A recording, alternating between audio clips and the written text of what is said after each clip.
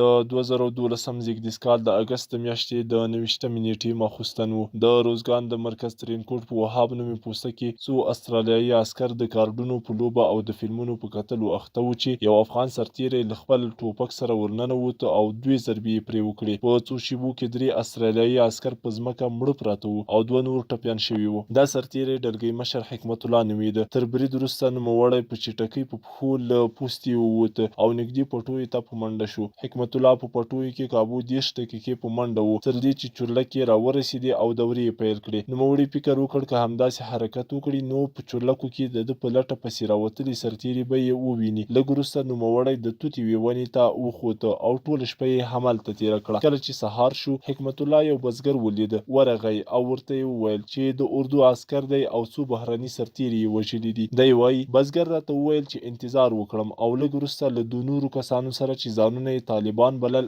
راغی. دوی بزګر ته 15,000 کلدارې ورکړې او سره روان شول. ورسره کسانو حکمت الله پر موټر سایکل سپور کړ او بل کلي ته یې یووړ چې له هغه ځایه بیا د یو بایفور موټر د شا په سیټ کې کېناوه او ورته ویې ویل چې کندهار ته یې وړي. نوموړی وایي په لاره کې یو ځای له پوستې سره ودرول شول. ما واورېدل چې خلکو په انګلیسي ژبه خبرې کولې. وروسته راته وویل شول چې بهرنیانو موټرونه درولي او د کمپیوټرونو په وسیله د خلکو د ګوتو نښې ګوري. تر برید 2 ورځې وروسته 80 تنو استرالیایي عسکرو ترینکوټ ته نږدې د سولې په نوم کلي باندې چاپه ووهله. دوی په دې اند وو چې حکمت الله ښایي دلته پټ وي. په چاپه کې یو 70 کلن سپین ږیری او د هغه 30 کلن زوی شهیدان او یو بل کس ژوندی ونیول شو. استرالیایي چارواکو ادعا کوله چې وژل شوي کسان طالبان وو او نیول شوي کس له حکمت الله سره په تښتېدو کې مرسته کړې وه او یا یې مرسته ورسره کول غوښتل. د هغه وخت ولسمشر حامد کرزي دا چاپه په کلکو ټکو وغندله او دا یې له ناټو سره د ځانګړو عملیاتو په اړه له کړې هوکړې څخه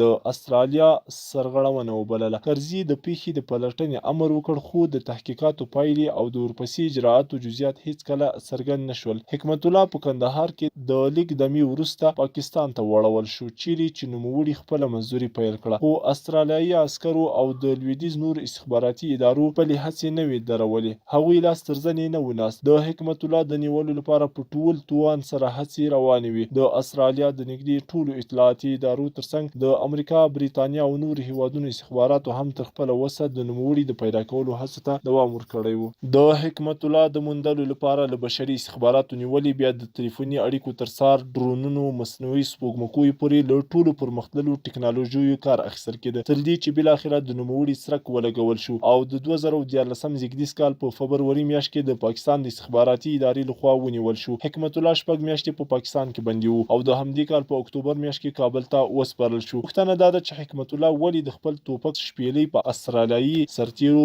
ورواړوله. د 2012 زیږدیز کال په فبروري میاشت کې د حکمت الله تر برید 6 میاشتې وړاندې امریکایي ځواکونو د کابل په شمال کې په باګرام زندان کې د قرآن کریمونو په شمول تر 1400 زیات دیني نسخې چې له بندیانو یې راټولې کړې وې وسوځولې. د دیني نصوصو دي توهین په افغانستان کې توند غبرګونونه راوپارول او کابو 15 ورځې لاریونونه روان وو چې لسګونه خلک پکې مړه او سلګونه ټپیان شول. کله چې څو میاشتې وروسته یو بل عسکر ملګري حکمت الله ته د طالبانو هغه ویډیو ښکاره کړه چې د قرآن کریمونو د سوځولو د دې پیښې ترڅنګ د یوې غربي ورځپاڼې لخوا د نبي صلی الله علیه وسلم خپرو شوو کارټونونو ته اشاره پکې وه. نوموړي د انتقام اخیستلو پریکړه وکړه. حکمت الله وایي ما دا فلم د ماسپښین په 3 بجې وکوت. زما د پیرې دنده ماخوستن په 9 بجې وه. نو پریکړه مې وکړه چې تر هغه وخته انتظار وکړم. لومړی د ساتنې او برج ته ورغلم. هلته مې له ناس عسکر څخه وغوښتل چې خپل ټوپک راکړي ځکه ورته ومې ویل چې بهرنیان ویشتل غواړم. هغه زما غوښتنه رد کړه. نو زه راښکته شوم او له خپل M14 وسلې مې کار واخیست. په 2014 زیږدیز کال کې له یوې استرالیایي رسنۍ سره په مرکه کې نوموړي پر خپل کړي عمل پښیماني ونه ښوده. ویې ویل که دوی قرآن کریمونه سوځوي زه بیا هم همداسې کار کوم. کابل ته تر سپارل کېدو وروسته د 2014 زیږدیز کال په ډسمبر میاشت کې محکمې حکمت الله ته د مرګ سزا واوروله. حکمت الله په یوه محکمه کې قاضي ته وویل موږ مسلمانان یو او دا زموږ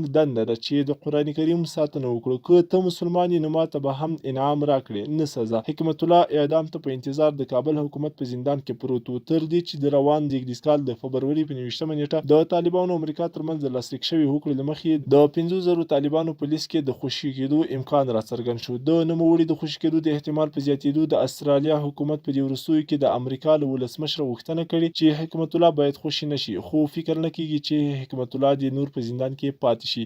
هغه که هر کله له زندانه ووځي، افغانان به یې د یو اتل په څیر هرکلی وکړي.